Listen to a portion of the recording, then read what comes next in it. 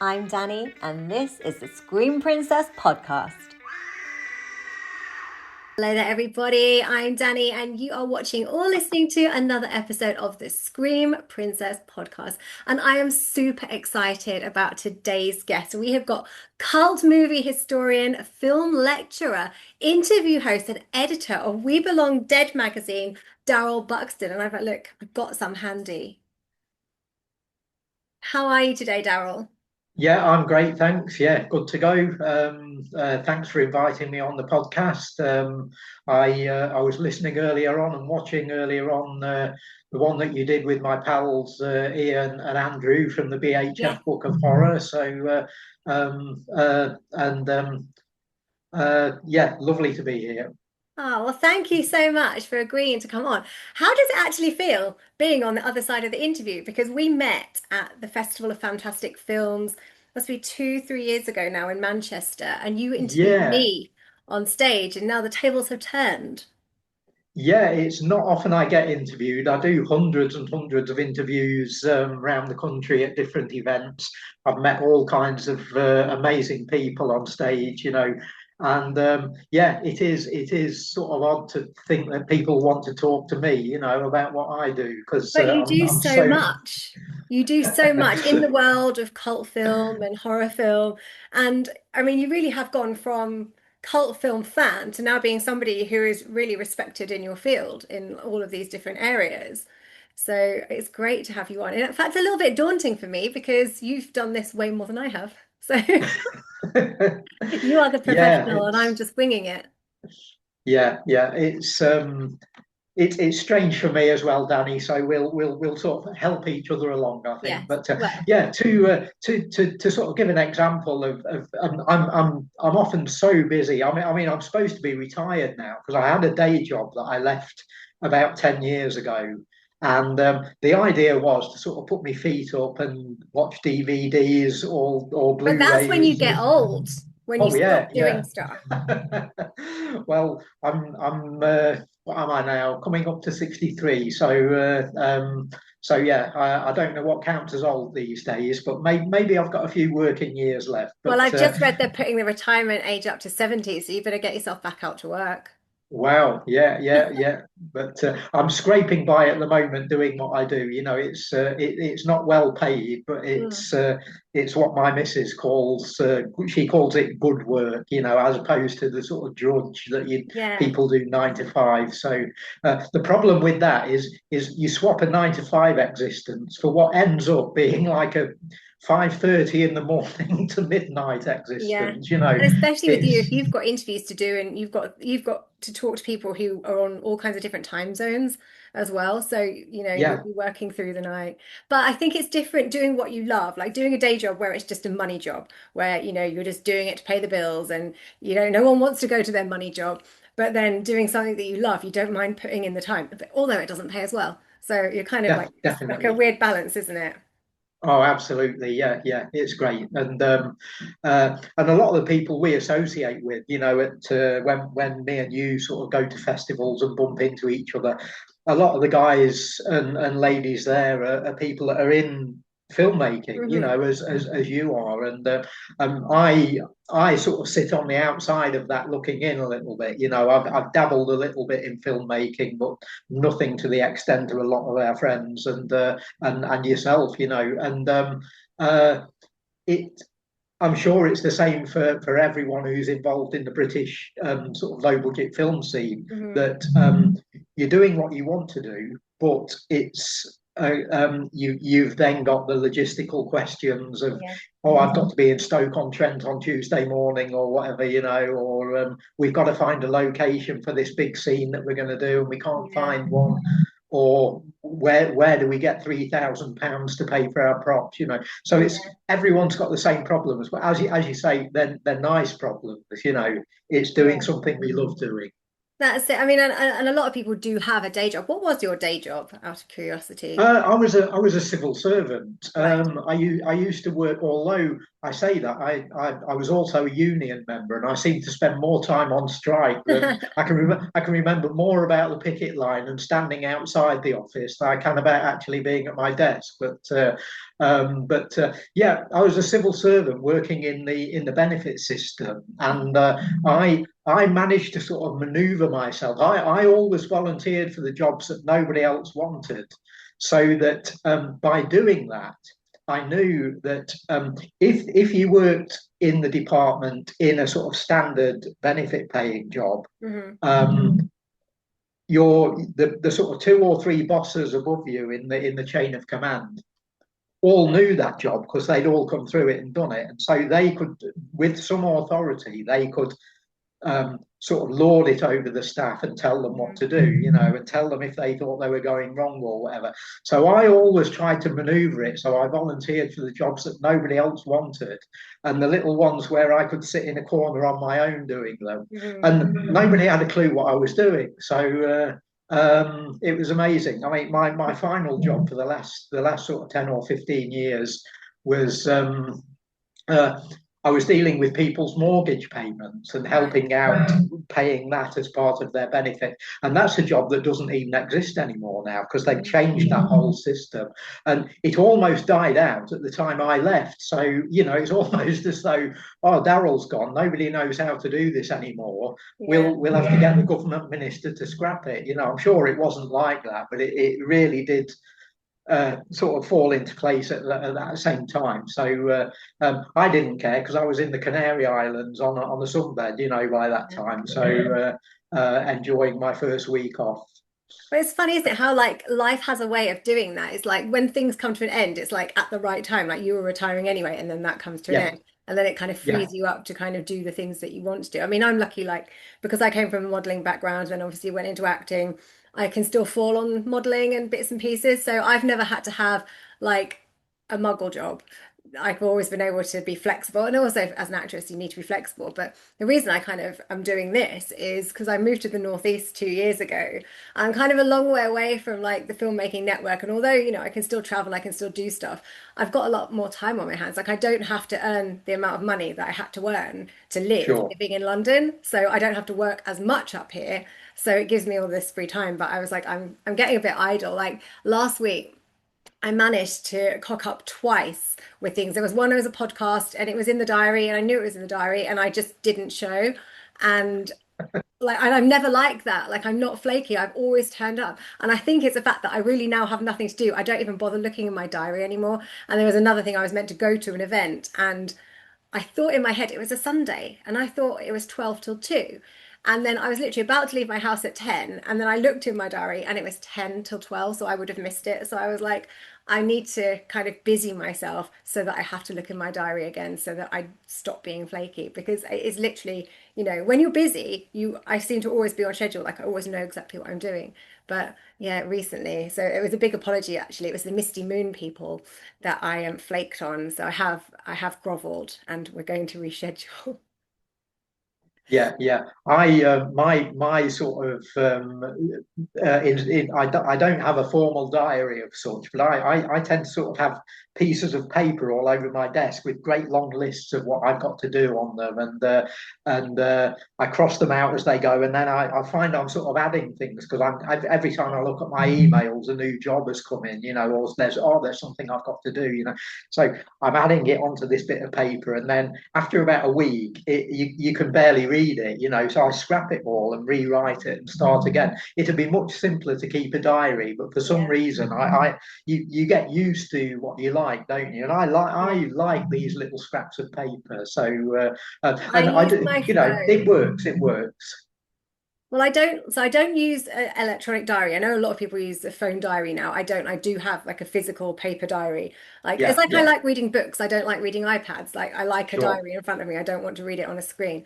But I do use my phone for my lists. And then I'll have Yeah, like 10 lists that are very similar. And as some things get crossed off, other things get added. And then I'm like, well, I've got about 5 lists here, and they're all kind of the same. But yeah, I mean that again, that's for creative types, you'll always keep adding to your yeah, to-do list. It's like, oh, I've got this idea, or I've got this to write, or I'll create things that I need to do. So yes, my yeah. goal is to start getting back to my normal productivity. Yeah, it's nice to hear that you're an old-fashioned girl in those respects, Danny, and I think you can do that. You can we can use new tech as it comes along, Mhm. but you make the best of that to your own design. Don't let the tech take you over. And Yeah. then anything that works, if a pen and paper works, keep using it.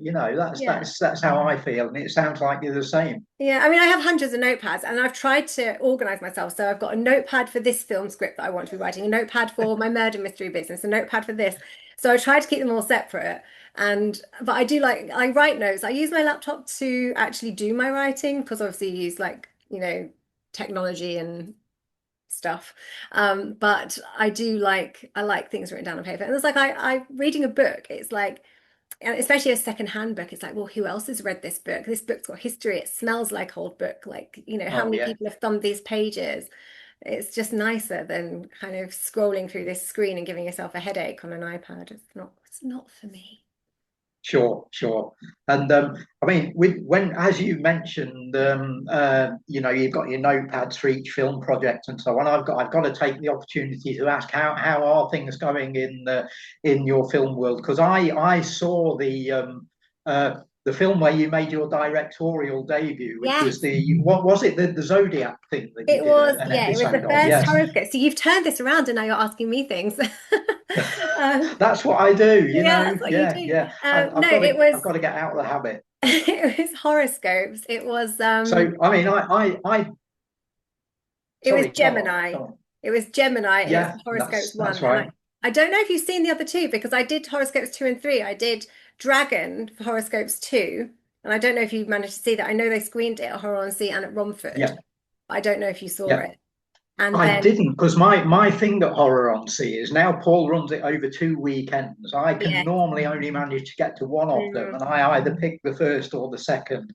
So every it year there are some yeah, some films that I miss. So I've only seen the first horoscopes, but yeah. I did your episode. I'm not just saying this because we're sort of here face to face, but I think I told you at Southend Mm. after it had screened. I thought it was the best of the 12, and for Thank someone you.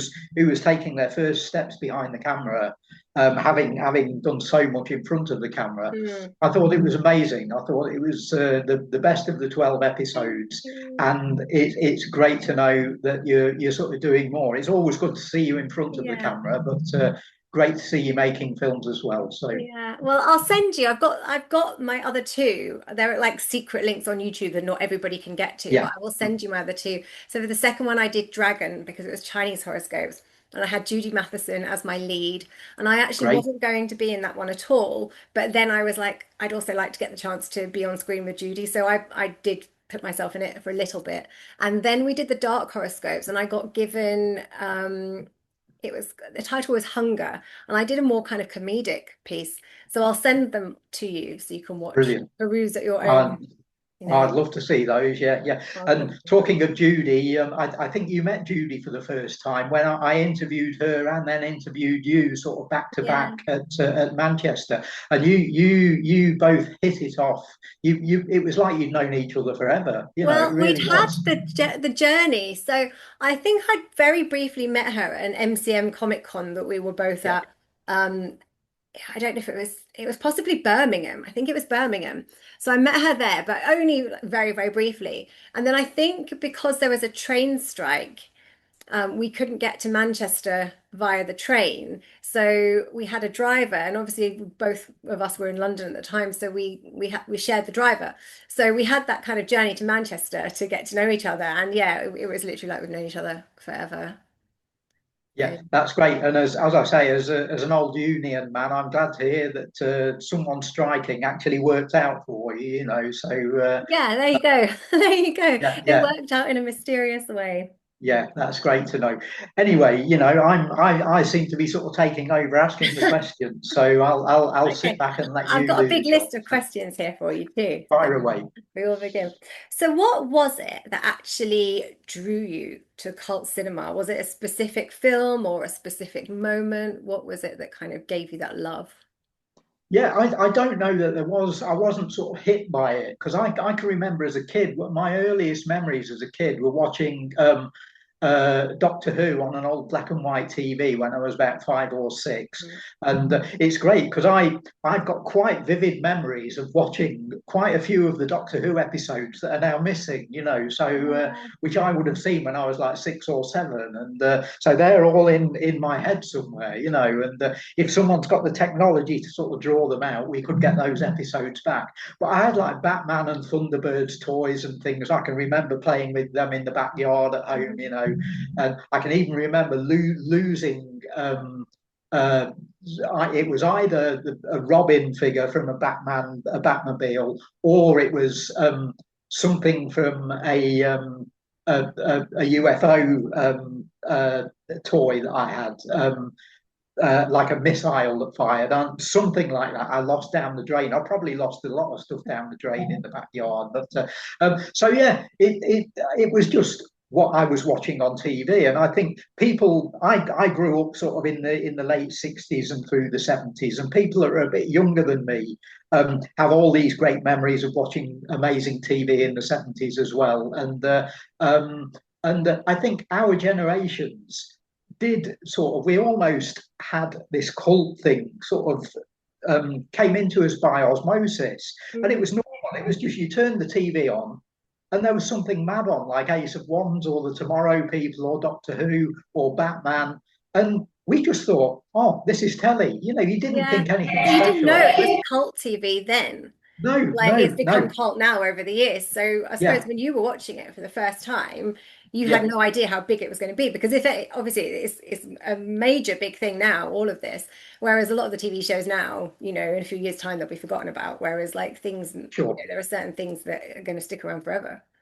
And the different thing was then, of course, because we only had sort of 3 or 4 channels, everybody watched the same Mm. stuff. You didn't have the fragmentation that you get now. Yeah. And as for horror, I can tell you the specific title I saw. The very first horror film that I remember seeing on TV was Abbott and Costello Meet Frankenstein, and Right. that's perfect for a kid to watch Uh-huh. because it's really scary, but it's got the great comedy in it as well. And I think Mm. it's Abbott and Costello's best film, and it's a great Universal horror movie as well. So I kicked off with Bela Lugosi as Dracula in my first movie, and then I mean, I was going to the cinema. Mum and Dad would take us to the cinema, and occasionally I'd go on my own with my brothers and see what were then sort of it was the old certificates then, A and AA and X and all of that, not none of your 18s and 12s and stuff.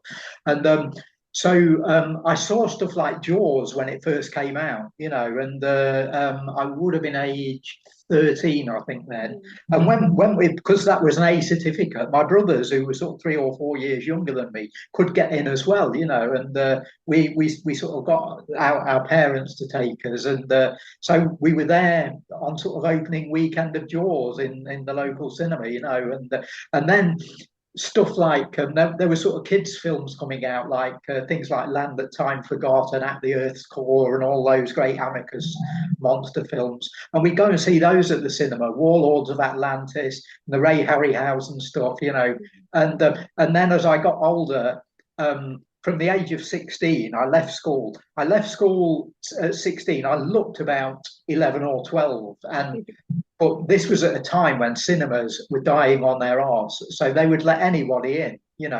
And so I sort of went up, basically looking like a school kid, um, and I was actually sort of 2 years or 18 months too young to get into X films, but they sort of let you in anyway. There didn't seem to be. It was like, oh, we've got a customer, amazing, and you'd go in, you'd often be the only person in there, or there'd be about 3 or 4 other people in.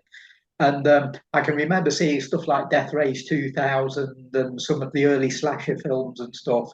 Um, and yeah, so there was no sort of light bulb moment. It just gradually occurred from those early days watching Batman and Doctor Who on a black and white TV, Yeah. and it just sort of moved with the years, and I'm still doing it. Yeah.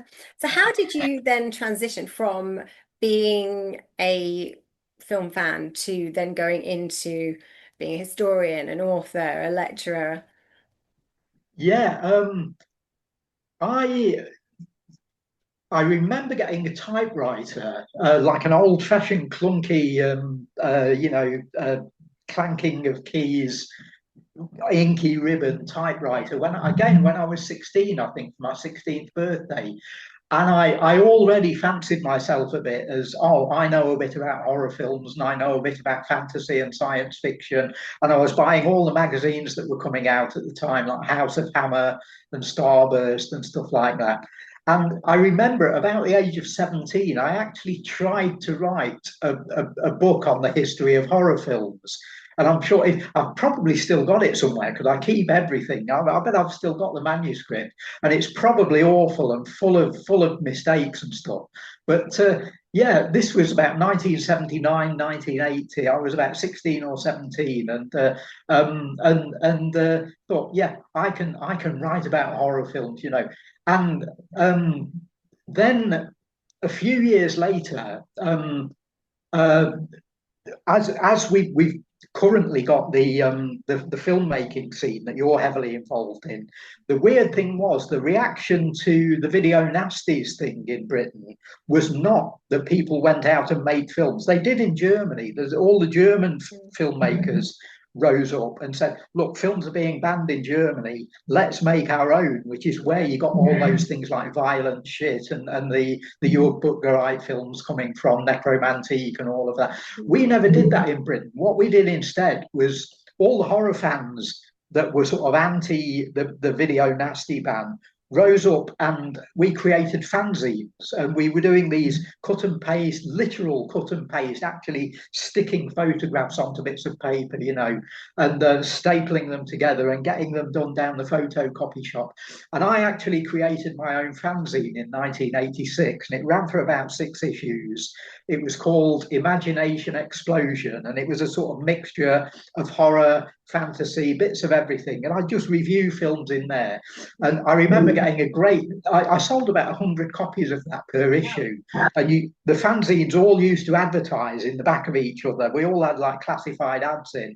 And so there was a real network going on where if you bought one fanzine, you found out in the ads about 20 others, and you sent off for those as well. And then you found out about more in those, And I sold about 100 per issue, which How which much I did you never, I sell never them dreamed for? of.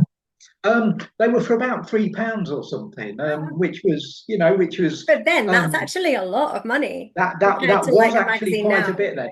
It was a case of making back your production costs. No one was in it for a profit because we were in it to get the message out there. And so all I did was I tot up what it cost to get it printed up and what it cost in buying the materials and Yeah. stuff. And then it was a case of I'll make up 100 issues. I worked out that cost me 300 quid or thereabouts, or 280 or something. So I just divided one into the other and said, right, I'll sell them for £2.95, Yeah. and yeah, people did actually, to my amazement, people did actually send me like, this was in the old days of postal orders and things like that. So you'd open your mail every morning, there'd be 6 postal orders had come out, all asking for copies of the mag. And they were great days, and I did get one bit of lovely feedback from somebody once who actually wrote to me and said, "Oh, I've read your magazine; it's brilliant." And he said the reviews are like reading a real magazine. And I thought, oh, this is fantastic. That's just what I want to hear, because that was a real boost to me. Because I then thought from that, maybe I could get work in the business. And it took years and years to do, and I still don't feel as though I'm properly in the film business as such. I'm still a bit of an outsider, but I started getting work at my local art cinema, which was back then was the Metro Cinema in Derby, which is now closed, but it's been replaced by the new building, Quad, where I work at the moment, and do a bit of freelance work there. And so I started sort of befriending the staff there. And then eventually they started asking me to sort of host film nights and do film introductions and stuff. And it's just gone from there. It's just really spiraled from there. And there's been no plan at all. It's just, Just I've yeah. kept plugging and plugging away at it. And more and more people have come to ask me, "Oh, Darrell, can you do stuff, or can you come to this festival and interview somebody?" And suddenly, I feel like horror's Michael Parkinson, only not as well paid. So Well, how did you end up as editor of We Belong Dead? Were you there right from the beginning, or has this been kind of yeah, well, We Belong Dead was one of the mags that I discovered right? through the fanzine network, and Eric McNaughton devised it, and he basically did the first issue on his own, which a Hmm. lot of us were doing, and they were like a one person job really, and I've got issue I three. No, I've got issue three, I think here. oh that's amazing if you've I've got got one of the issue first, three. Oh no, hang on. I've got 30, 32, yeah, and oh, 40. No, I haven't got issue right, three. I think yeah, well these were yours. you've got some of the ones that I've edited there Yeah. because the very early issues, Eric did a run of issues in the 90s, which are much sought after now, and they go for a fortune online. You Hmm. can hardly find them anywhere. I'm lucky; I've got a whole set of them because I'm Right. in most of them. And but I bought issue one because I saw it advertised in another fanzine, and Eric lived in Nottingham at the time, which was not far away from me in Derby. Hmm. So we actually started corresponding a bit, and then he invited me to write something for the mag, and he was starting to spread it out and get other people to do a bit of work for it. So I started writing, and again, back in those days, it wasn't the sort of glossy mag it is now. It was like just a sort of pamphlet with a cardboard cover and stapled together, very inky, and with photos cut out of other magazines and things like that. But they were amazing, just the sort of mag that I like. And I mean, I come from a punk background as well, and the punk thing had its own fanzine thing Yeah. going on. So it was great to feel like there was a horror equivalent of that Mhm. going on at the same time. And so yeah, I started writing for We Belong Dead early on, and stayed friendly with Eric, and we see each other quite a bit. And when he's not off on his travels all over the place, and then he revived the mag after many years of abandoning it and not doing anything with it. He revived it a few years ago, and I got straight on board saying, "Oh, I'll write for you again." And it was a much more glossy concern, like it is now. And and Eric did that for a while, and then he just found that his day job, which is being a tour guide all over the place, and he's traveling all over Europe, and he's meeting groups of foreign tourists and showing them all over parts of Britain. And he decided that he'd just not got time to carry on with the mag. And he wondered about actually finishing it all together at about issue 30 or 31. Hmm. And then he had the brainwave of asking me if I would edit it. And Right. I jumped at that because, again, that was something I'd been waiting to hear somebody say for years is, Darrell, will you edit a magazine for us? And it was like a dream come true at age, mid 50s or late 50s or whatever. So again, never worry about how old you are. You'll always get opportunities coming along. And here I was at like 58 or 59 or something, being offered this dream chance to edit my own magazine and sort of do what I wanted with it. And I've now edited, I think, getting on for 20 issues or so. I started with number 32. We're on number 47 now, and we've also done like a few specials and things Hmm. in between. So, and we've got our books sort of coming out regularly as well. So I've probably done I think this is the 16th actual issue that Right. I'm working on, which is the current one. And but then we've done like specials on Dario Argento and Roger Corman and things like that. And it's great. I'm loving it. And I love the fact that I can do themed issues. And like one we're planning for next year. You remember the old, like when you if you bought the Beano and the Dandy and all those old comics, they'd always do like a summer special in June or July. We're planning a We Belong Dead summer special, which is going to be reviews of all those movies about monsters invading the beach and things like that. So, sort of summer horror movies. Creature from the Black Lagoon is one of my favorites. Yeah, yeah, all that sort of thing. So any movie where a creature from the Black Lagoon type monster comes up onto the beach and starts chasing people, that's what's going to be in this special issue next year. So really looking forward to that. And I'm so glad that I can do that, that I can just have wake up in the middle of the night with a brainwave and think, oh yeah, we can put that in the magazine. It's brilliant. So we've already kind of touched on this in our kind of intro, really, but how important is print media in keeping the legacy of cult film alive in a digital era?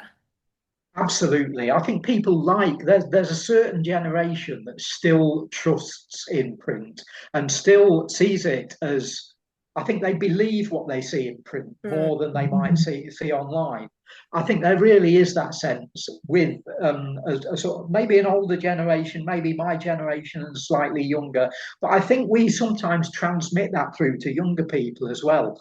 And yeah, there is this sense that reading something in a magazine is somehow different to reading it online. And I Mm. don't just mean the sort of physical aspect of it, but I think there's something in there as well. There is something about trust.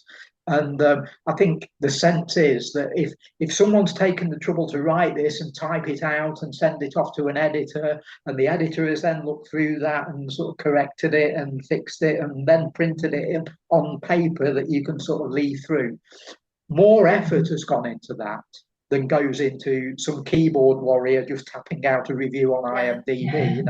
And so I think there is that element of, oh yeah, we actually believe these guys more than we believe what we're reading online. And so yeah, print is very, very important. And I think there are people that like the aesthetic of it as well, and they love being able to sort of pick up a mag. When they're sitting around at home not Mhm. doing anything, or if they're on a long journey, they can whip it out of the bag and have a look through. And yeah, and even professionally, you look at WH Smith's or somewhere, and all the hordes of magazines that are on Mhm. there, and if somebody new arrives in the pop scene, say like Harry Styles or Taylor Swift or someone, the floods of magazines that come out about them. So Yeah. there is still a market out there for print media, and I think it's very important to the horror community. And as an editor, what do you look for in the stories and articles that you want to print? Um, we've got this running gag at We Belong Dead about the Hammer film Dracula Has Risen from the Grave, because Eric once totted up uh, the films that had been covered in the mag, and without realizing, we'd had about 5 or 6 reviews of the same film, Dracula Has Risen from the Grave.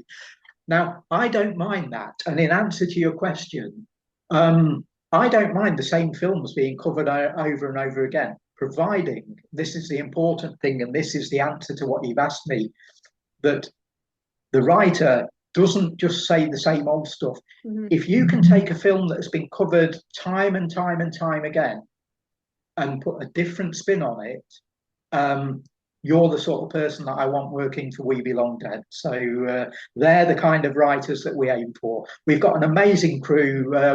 We've got lots of women contributing to the mag, which is fantastic. Um, a lot of American writers. It's great to have sort of people from all over the world. I think there was a Canadian guy that was writing for us for a time, and we've got Europeans writing for us, and we make a big point at We Belong Dead as well of being very, very political. We actually get complaints about this. People, you look at the reviews online and people saying, "Oh, why are you doing a monster magazine, and why do you have to put politics into a monster mag?" And we're all about that. We're absolutely all about that. We did an issue on so-called black exploitation films Mhm. about a couple of years ago, and we made a big point of being so sensitive with that, and we got loads of praise about that from people saying, "Oh, you've tackled what this could have been a disaster. It could have been you using the wrong language and the wrong terms and laughing at these films. And what you've actually done, people realize what we've done was focused on like the Black Power movement and on how important it was that these films were made, and the sort of audience that went to watch them, and the fact that white people went to watch them. And even now, sort of 50 years on, they've got a big white audience that love them. And we see those films rather than looking at the sort of possible racist angle to them and that sort of thing. We see them as bringing people together, and that's what We Belong Dead is all about. We love the fact that horror movies can do that, and that they're still doing it. You know, it's great. The number of women directors that are working in horror now, the number of trans directors that are working in horror is incredible. And as you and me know from Horror on Sea, the sense of community is just palpable, isn't it? Yes, well, we're out of time for part one, so I will see Okay, you back here wow. very shortly in part two. Welcome back to the Scream Princess podcast. Welcome back to part two of the Scream Princess podcast. So, Darrell, over the years, you have interviewed numerous guests at conventions and, for the magazine. Who have been the most memorable? Um, I think that the top one has got to be Dario Argento. I couldn't believe it when I was assigned the chance to interview Dario at this was at Sheffield HorrorCon, Mhm. and it was initially I think it was 2018. Dario was due to come, and he cancelled a couple of days before, and I couldn't believe it. But luckily, his agent bought over Lamberto Barber instead, so I got to interview Lamberto, which was great. Then the following year, they invited Dario back, and I was assigned him again, and. Honestly, he spoke okay English, and he got an interpreter with him. But the thing with Dario is he was exactly what you thought he'd be, which is a high echelon artist.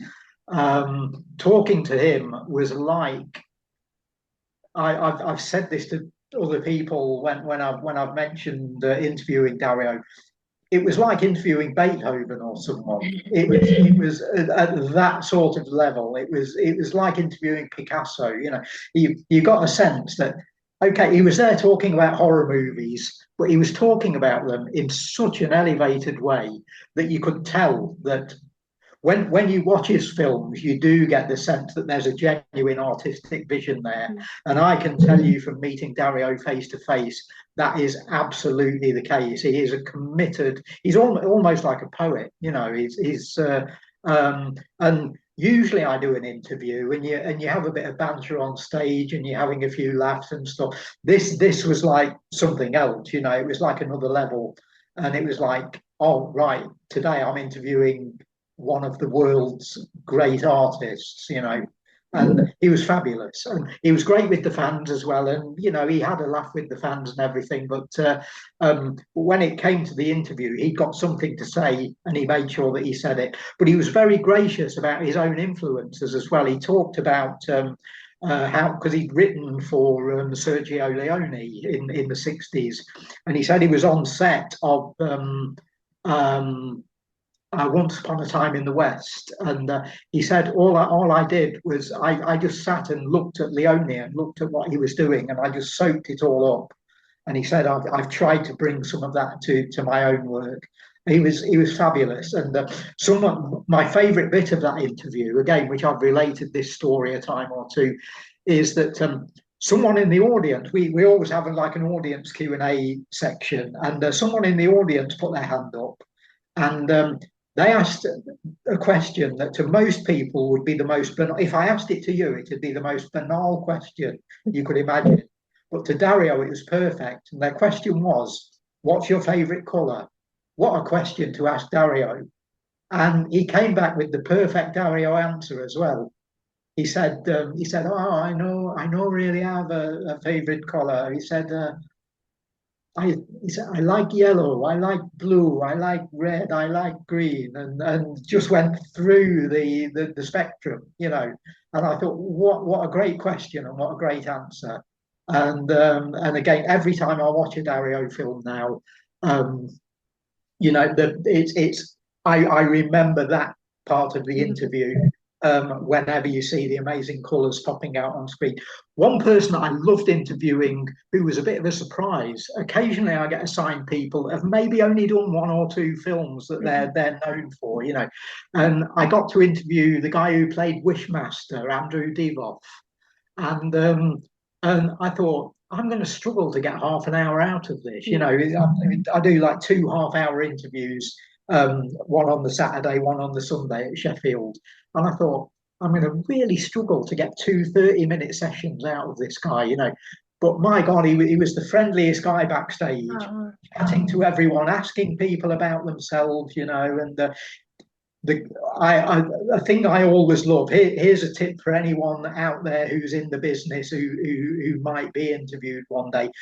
If you're ever interviewed by someone, refer to them by name on stage, because I love that. I love it when they say, "Oh, Darrell," you know, this, that, and the other. Mm. The interviewers do like that. It creates a bit of a bond between us, and Andrew did that all the way through. It was Darrell this and Darrell that, you know, and considering that we were only really talking about Wishmaster and Wishmaster 2, we could still be there now talking about them, you know, the stories that he was coming out with. And again, the joy of his craft was very much the same as Dario. And he also started telling us about his sideline that he does at the moment, which is brewing his own beer and selling Wishmaster themed beer, you know, and I love that. he, Like Dan Aykroyd did the Crystal Skull, didn't he? So like kind of like a yeah, bit ghosty. I feel like yeah. that's quite a big thing for people to do now. It's like brew their own alcohols. No, it's great. It's great when someone who's a bit of a name has got a sideline. You know, Yeah. we all as fans we love that, don't we? And Um, they buy into uh, it. Fans will buy into stuff. Like, oh like yeah, Elvira has so much stuff, and I will definitely, buy her merchandise, like because I need ab- more stuff in my house. yeah, absolutely, absolutely. I interviewed Dee Wallace a couple of times at Sheffield as well, and she was great. She told a fantastic story about working on Critters and the special effects in Critters, and she said, I'll have to stand up because we're sort of sat behind a desk, you know. She said, I'll have to stand up to answer your question about the special effects of Critters. And she stood up, walked to the front in front of the audience, and just like pretended she was like bowling a bowling ball, you know, and she said that was basically how we did the effects in Critters, was they were just like a ball shape, and we just Mhm. sort of rolled them across the floor, you know. And I thought it was a story that was so good that I got to repeat it the following day. And this year, I was so fortunate to interview Jen and Sylvia Soska, who are fantastic. Yeah. They're like the American equivalent of you, I think. You know, they're just so sort of lively and great at conventions, and they're friends with everyone. I They love love meeting their American fans. Mary. Oh, I it's think brilliant, I brilliant. saw it at Fright Fest. So that's the year I Yeah. think I had a full pass. It's the only year I've ever gone to like the whole thing. And I'm obsessed with that film. Anybody who asks me like, any good, what are your favorite modern horrors? And I'm like American Mary and The Autopsy of Jane Doe. They're my two favorite like modern horrors. Good choices. Good Mm. choices. Yeah. So So if you yeah, could interview, oh, go on, carry on. The Oscars were amazing. They again they were just everything you wanted them to be and 10 times more. So if you could interview anybody that you haven't already, whether they're dead or alive, you can bring them back. Who would it be? Oh, that's a good question. For a dead person, I'd have to say Muhammad Ali. I think I tend to interview film people or musicians, and I'd love to interview a few sports people. And Muhammad Ali would be the one, not just because of his sport, but because of what a great, Mhm. amazing sort of champion he was in everything that he did in life. You know, um, yeah, good question. I do sort of at the back of my mind keep a list of people I'd love to interview. I suppose this will never happen now, but I'd love it if it did. I'd love to interview Jack Nicholson, and I'd love to interview him talking about his days with Roger Corman. Right. I'd love to interview him about the 1960s when Mm. he was trying to become a writer, not an actor, and he sort of fell into acting through things like Easy Rider when he was just casting stuff because he happened to be around, and Mm. found he got a talent for it. And which, when he's in those early Corman films, he's pretty wooden. You see him in The Raven or something, and you'd never guess that this is the guy who's going to go on to win Oscars and every award going, and become feted as the great American actor of his Yeah. generation. But I'd love to interview Jack about that early, like the first 10 years of his career. So yeah, maybe him.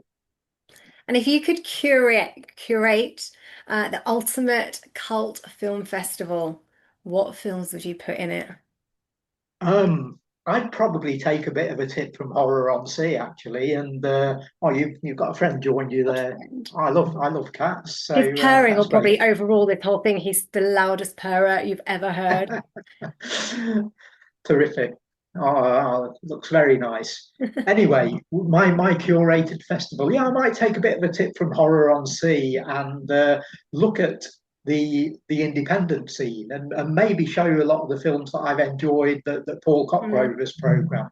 There's an American filmmaker called Chris Wood who's had his films shown at Horror on Sea quite regularly, and I love his stuff. I refer to Chris as he's like the 21st century version of a filmmaker like Larry Cohen. Yeah. Larry Cohen, I love filmmakers that have got something to say in their movies and that can get a little bit political. If they do a slasher movie or an alien invasion movie or something, they have a message within it. And Larry Cohen did that all through the 70s and 80s. And I think that so I called him Chris Wood earlier. Chris Moore, his name, Chris Yeah. Moore, and yeah, Chris Moore's films I think are superb. The first film of his that was on at Horror on Sea was called Blessed Are the Children. I don't know if you remember seeing that there, I don't and it watch was many of the films there because I can't right. concentrate. There's so much going on at the festival that I'm all a bit overwhelmed usually, or Sure, I'm in the sure. bar. So I And like all to watch well, things when I'm kind of quiet in the house. Like I yeah. like to concentrate when I'm watching a film. And as we know, with the Horror on Sea bar, it's not just a place for people to get pissed. It's where business gets done. Yeah, It's where next year's films are it's formulated. true. Everyone's chatting to each other, and out of that comes next year's program. Mm. And but yeah, Chris Moore's films I absolutely love. And Blessed Are the Children was his first movie that was shown at Horror on Sea, and it's like it's a sort of it's a movie in favour of abortion, and it's all about these women that are going to abortion clinics, and they're being faced by like masked protesters.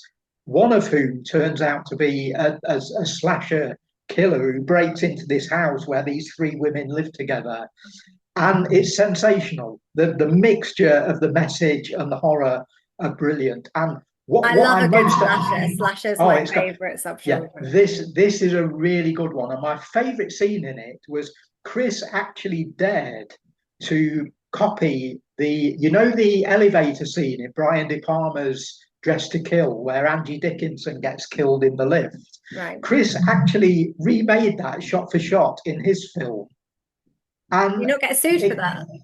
well, I think he improved on it. Oh, I think he put a couple of his own extra shots into right. it, and I was stunned. I thought, well, when it as it started, I thought, oh, I can see where this is going. His love of De Palma is being worn on his sleeve here, And I was almost sort of rolling my eyes, going, oh, this was such a good film, and now he's sort of ruined it by doing this homage.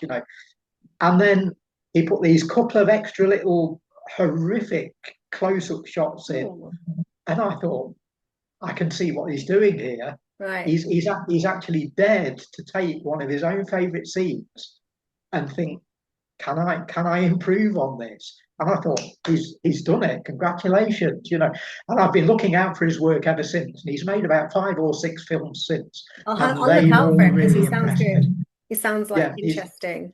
he's great, and he's got this regular female cast who work with him quite a lot, Mm. and why they've all not gone on to become massive stars, I don't know. Why they're still working with him on his tiny budgeted films, I don't know, because there are three or four of them that could break out into American television seriously, and he's so lucky to have that cast working with him. I think we find that in Britain as well. You yourself and the filmmakers at Horror on Sea um, we've got this amazing pool of actors that we're lucky that none of them seem to want to branch out and do anything more than I know go and I'd make like to, I just films don't with have an their agent.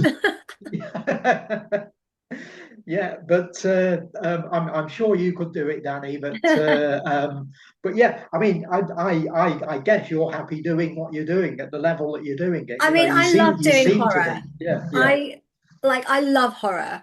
I've always loved horror. So I love being able to make kind of movies, that I like. And it's so much fun doing horror. The thing with working in the independent industry is everyone's so nice. Like you've been to Horror and See and you know that everyone knows everyone. Every filmmaker is out supporting each other as well. Oh So yeah, you yeah, have one filmmaker who will go and help out on another film and, vice versa. Everyone's so nice. So despite the fact that, making horror films and people think we must be very scary, everybody's really nice. And I like that. I like going to work and working with people that are nice and fun and it's an enjoyable place to be. Like I'd love to do, bigger stuff, higher budgets. yeah. I don't have an agent. And like also I don't push myself out there because I kind of like I've definitely found my niche and I feel like I kind of like it. But I'd like to do like I actually quite like doing a little bit of comedy, but if it could Yeah. kind of tie in with the horror, like I like, doing things that are slightly comedic and I like doing drama and stuff. So, I definitely would do other stuff. I mean, I've got things that I've written that I'd like to do. But again, it's budgets. Where'd you get budgets from? Magic I tree know, that I drop know. money on you to Yeah, make these yeah. movies. Exactly. But I mean, horror's so flexible that you can sort of insert comedy or whatever you Mm, want into it. It's such a sort of malleable sort of genre. And yeah, I think my sort of dream all-nighter that you're asking about would basically be curated from. I think I'd sort of do like a best of horror on sea and yeah. take it on tour. And I think there'd be like a Chris Moore triple bill in there, and there'd probably be a Danny Thompson all-nighter as well. So I mean, I don't think I'm going to be in anything next year because right. I've only shot one film this year and I don't know if he'll submit it because it's already due for release, which will be Okay. released before Horror on Sea. It's like due for release this year. So I don't know if that'll get submitted and I've done nothing else. So it could be a very quiet year for me at Horror on Sea Wow, this year. that's a first. Yeah. No, Danny, but I know. yeah, I'll have to work on something. I keep saying that up here, like because I'm in the Northeast and there are filmmakers and there are people doing things. And I need to just kind of, do some stuff up here, do some of my own stuff as well. yeah. But Yeah. isn't it interesting though how there are these little pockets of activity, and we know from Southend where they are. Like, I've got a bunch of mates out in the West Midlands in Kidderminster. Tom Mm. Rutter, who Yeah. I'm working with at Treasured Films, and his pals like Baz Hancher and people like Yeah. that. And there's this little knot of people in Kidderminster that are making films. There are people out in Essex that are doing it, Mhm. like our friends like Pat Higgins and people like that. Yeah. And so, although it's going on all over the UK, as you say, it's interesting. There are these little clumps of Yeah. serious There activity, are. There are. So what modern film do you think is destined to become a cult classic in like, I don't know, 20, 30 years? Yeah. By modern, are we talking like last couple of years or last Well, five last years or 10 years, because I yeah. still think like the 90s is modern to me, but Yeah, okay, okay. That's a very easy one for me. A film that absolutely blew me away 4 years ago. Edgar Wright's Last Night in Soho. hmm I've never seen anything like it, Yeah, I and love I've it. I've not stopped talking about it since I saw it. 4 years on, I'm still talking about it. And I love Cafe de Paris. I remember, obviously Cafe de Paris is gone now. Sadly, it didn't make Yeah. it through lockdown. But I remember having a Barbie birthday party there one year. It was Barbie and Wow. Aquaman. It must have been like, I don't know, my 25th birthday or something, long, long time ago. Um, but I love like, that it was the staple in London for so long, like 100 years maybe, I don't know, like but Yeah, for a yeah, long time, it had the showgirls and it had all this kind of stuff, and then it became a club, and I loved that kind of history. And I yeah. think for The me, like when I love the beauty of the film and how it was made Yeah, and the yeah, color and the shots were all incredible. I also there's like a little piece of my heart because it was made at set at the Café de Paris as yeah. well. And of course, just yesterday, as we're recording, we lost one of the stars, Terence Stamp, who Mm. I think it ended up being his last movie. And what a way to go! He's Yeah, I mean fabulous it's in an it. incredible film. Yeah, I love what Edgar did with that movie and bringing back people like him and the various other sort of old time stars Mm. that he managed to get in the movie, who were all fabulous, and Mhm. then bringing the younger cast in as well. I think Matt Smith is brilliant in it, and Yes. the whole cast are amazing. The two Yeah. female leads are brilliant, and I just thought it managed to mix the slasher movie with the ghost movie Mm. with a tale of old London. And I love that line about how every room in every house in London is the site of someone's death. I thought that was so evocative Yeah. and such a great way to look at a city and look at the macabre history of a place, I mean, it's And then true. we Because like when I lived in London, I lived in, I don't know if you know the Bow Quarter, but it was the Bryant and May matchstick factory years ago, and yeah, it's been converted. So and it was a horrific place to work, 'cause where the first women's strike took place because of the Fosse Jaw, and they wanted a separate area to have their lunches. yeah, And I think I know like Barbara Windsor had links with it with her ancestors. Tony Robinson, he's been there. I mean, I was walking my wow, dog once in the grounds and bumped into Tony Robinson because he was presenting something on the building. But people had a horrific time there. And then obviously it yeah. got changed into this really yuppie complex with a swimming pool and a gym and like gardens and a koi pond. And it's like how things changed, but the history is there. Yeah, yeah, and it's lovely. And I think Last Night in Soho is a film that really picks up on the different generations and different eras of London Mm, history, and it sort of mashes them all together in that same sense that you're yeah, talking about, where you can take one building, or you can take one area of London, or you can take a particular park or a square or whatever, yeah. and there is that sense of levels and layers of history and people being mistreated on spots, Hmm. which then develop into places of entertainment or whatever, and then maybe fall into disrepute again, and it just goes on and on and on through the decades and the centuries. And I think Edgar's film absolutely captured Mm, yeah, it's an amazing movie. Oh, cat's back. that.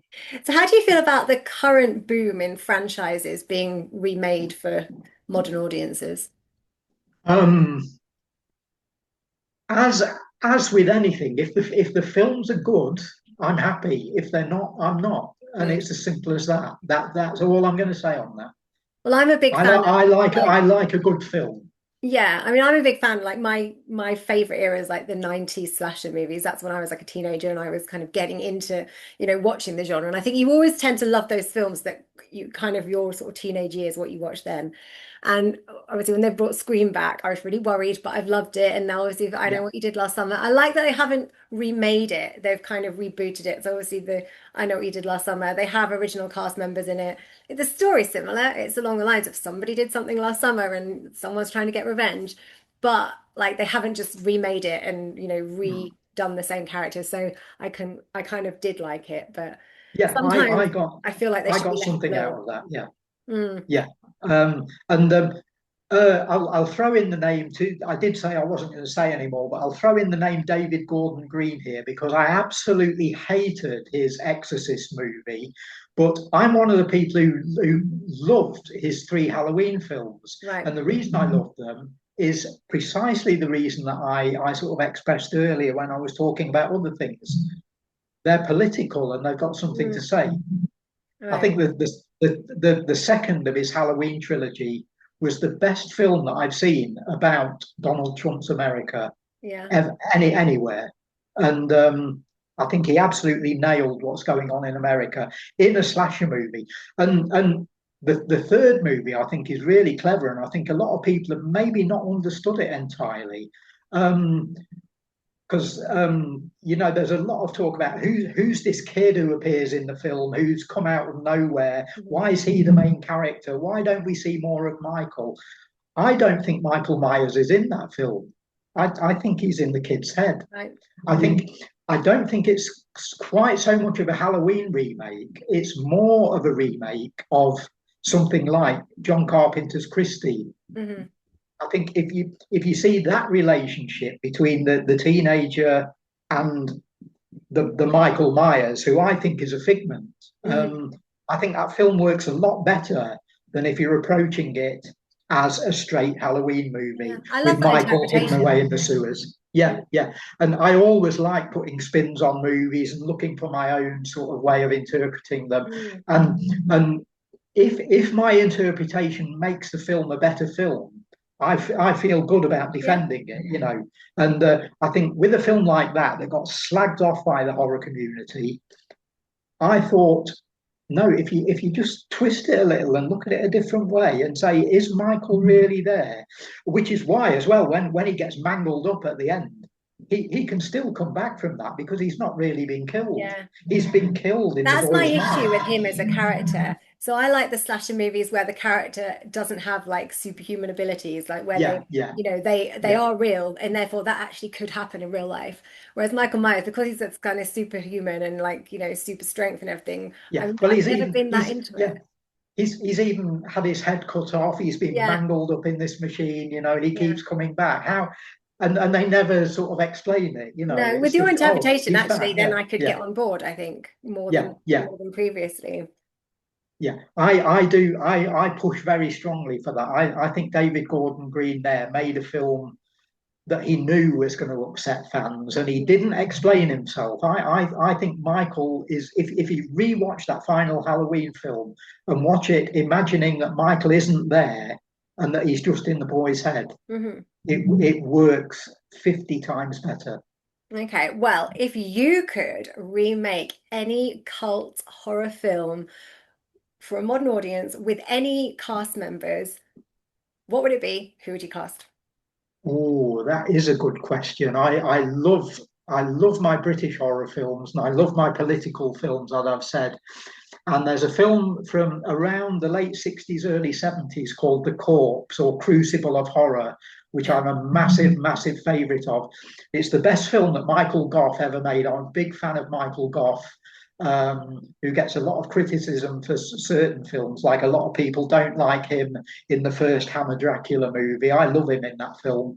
But in The Corpse or Crucible of Horror, he plays this sort of upper middle class businessman Mhm. who tortures his family and sort of rules the household and won't let his wife and daughter do whatever they want, you know, and he insists on them wearing certain things and behaving in a certain way, and he's very abusive to them.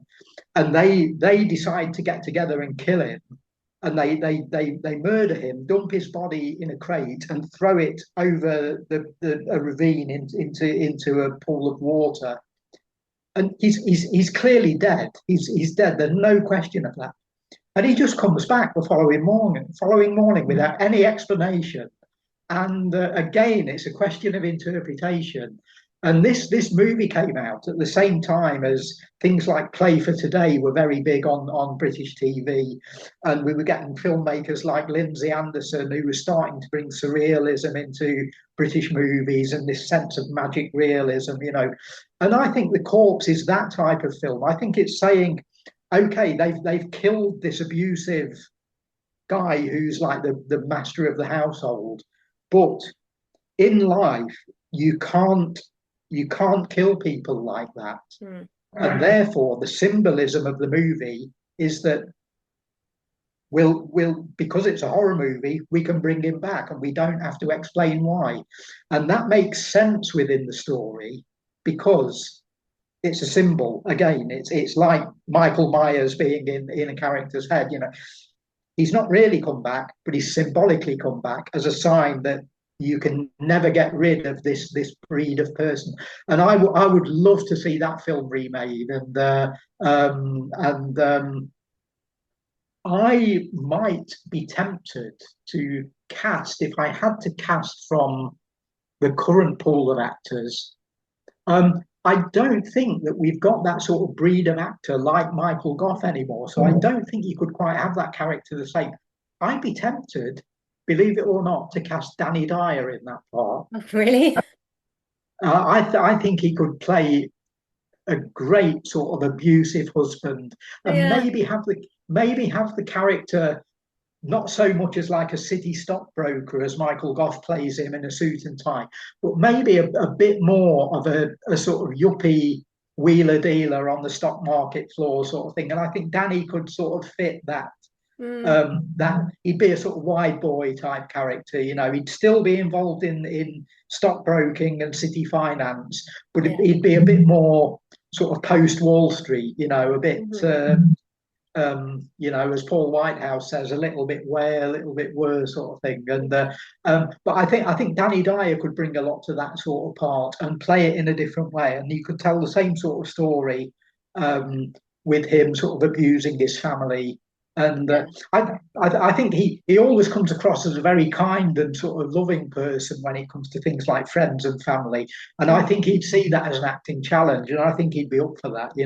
So yeah, The Corpse remade with Danny Dyer in I the would lead. like to see him do something different because he's always Yeah, kind of yeah, playing the same, which I, again, with the typecasting, you get it because you get work. If people keep wanting to yeah, give you yeah. the same roles, you take it, but it'd be nice to see him to do something different. So to finish up, I've got a quick fire round, so we should have time for Ooh, some of these questions. So, hammer or amicus? Hammer, I think. Just yeah, I love both, but Hammer Favorite ever movie? is James Whale's Frankenstein with Boris Karloff, 1931. VHS, DVD, Blu-ray, or streaming? I think Blu-ray. I love You VHS, have to love say that now because of DVD. treasured films. Yeah. Oh yeah, yeah, yeah. But I think Blu-ray because there's room. I'm a big extras fan, and Mhm. I'm now involved in helping to make extras as well, which is great. I'm loving that, and so I like the quality of Blu-ray. I like the sort of the sort of long lastingness of it. As also we're promised, we get promised that all the time. But I love the space on the Blu-ray that allows for commentaries and bonus features and things. So yeah, Blu-ray, I think. Okay, best horror movie poster of all time. Oh, that's a good one. I think I like the London poster for the Texas Chainsaw Massacre that actually gives away the end of the film, and you don't know it gives away the end of the film. It's got the shot of Leatherface with the sun shining behind him Mhm. in silhouette, and yeah, I love that. I've actually got a really battered old iPad cover with that on that my missus keeps threatening to throw away because she hates it. Is that Oh, where it's he's filthy. holding the chainsaw? Yes, yeah, yeah. Because And I've actually got the 10 by 8, which was signed by Gunnar oh wow, for Gunnar me Hansen. at Yeah, because we were both wow. at the very first Sheffield HorrorCon. We both guested there, Yeah, yeah. and he Which was is the only one lovely. I missed. It's Yeah, the only yeah, one you missed. Well, he was yeah, absolutely yeah, lovely. And like he yeah, actually came around. So the first day we'd all kind of had drinks and stuff in the bar. And then after the show, he kind of came around. He's like, I saw you a picture. And obviously he wouldn't have wanted one of most of us because he wouldn't have a clue who we were. And it was obviously he was just being kind. And I was like, thank yeah. you. And I don't know where I've put it. And I was trying to frame it the other day. And I've got a few that I was going to put in here as my background. And I don't know where it is. It's somewhere safe. I put it somewhere safe. So I need to dig it out. Dig it out. Okay, it's a film where you preferred the sequel to the original. That's easy as well. I absolutely love, and it's a much hated film by many, many horror fans. I love A Return to Salem's Lot, Larry Cohen again. Okay. I haven't seen the original or Yeah, the sequel. So mine yeah, is Crocodile Dundee 2. Not horror, yeah, but I yeah, prefer 2 to the original. I love yeah. both, but I prefer Yeah, yeah. I've just been editing this morning a piece on for a new We Belong Dead book that we're bringing out, and it's a review by Ben Unsworth, who's our youngest writer. I think he's only 20 or 21, but he knows everything. He's amazing, and he's reviewed Dalek's Invasion of Earth 2150 AD, the second Doctor Who movie of the 60s. Wow. And he says in his review, this is proof that sequels are sometimes better than the original. Yeah. And I think that can be true. It's rare, but Yeah, sometimes yeah. sometimes it happens. And final question, well, final quick fire, favorite horror subgenre. Oh, well, as I've said, I like political horror movies. So if that's a subgenre, it's quite a wide one because you can apply politics to a lot of areas of horror. But yeah, any filmmaker that can bring a bit of subtext and actually talk about what's going on in the world, I'm counting that as a subgenre, You and can I'm have it. saying that. You can have it. And finally, what have you got coming up next? What do you want to plug? I've got an absolutely packed week. I'm doing another podcast on Friday with an old friend of mine, Saxon Logan, who is the director of an 80s British horror film called Sleepwalker, which I helped to rediscover and re-promote. So we're doing a podcast together at the end of the week with my friend Andrew Graves, his T for Terror. I'm off to Treasured Films on Wednesday. I'm filming a bonus extra for a new Blu-ray, and I've been working on the booklets for some upcoming titles. I wish I could tell you what they were, but I'm sworn to secrecy on a lot of their stuff. They have announced that they're bringing out Werewolf Woman and the spaghetti Western or Italian Tom Western, loves the spaghetti a western. man, yeah. They're doing A Man Called Blade, which is one of the later ones from the 70s, directed by the great Sergio Martino. So yeah, I'm at Treasured Films on Wednesday. I'm actually starting to film after I finish talking to you today. I'm going to be filming someone and interviewing them in a similar way to what we're doing here for another bonus feature that's coming up on a Blu-ray. We're doing the We Belong Dead Guide to Giallo for a Treasured Films Blu-ray, and I'm starting the interviews on that tonight. We Belong Dead, we've got three things in the pipeline at the moment. We've got new issue on David Cronenberg, which is going to be out in October. That's going to be reviews of all of Cronenberg's films. That's to commemorate the 50th anniversary of the release of Shivers.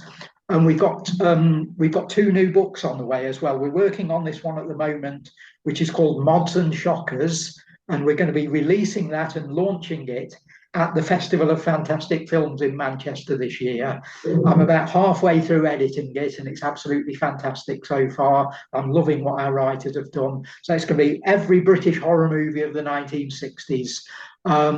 And we're then following that up with another book, which is going to be a book about werewolf films, and we're hoping to get that out before Christmas.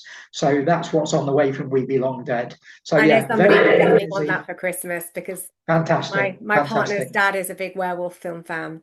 He doesn't like horror excellent. unless it's got werewolves in it, and Just he just loves it. werewolves. Just what, That's yeah, he brilliant. doesn't like any other horror, but he loves werewolves. He'll watch anything with a werewolf. So Fantastic. I've been Well, told. yeah, so our werewolf book is on the way. So yeah, that should be out in time for Christmas. So there's your Christmas present sorted. There you go. Well, thank you so much for coming on. You've been amazing. And I think people Thanks, are really Danny. going to love this episode.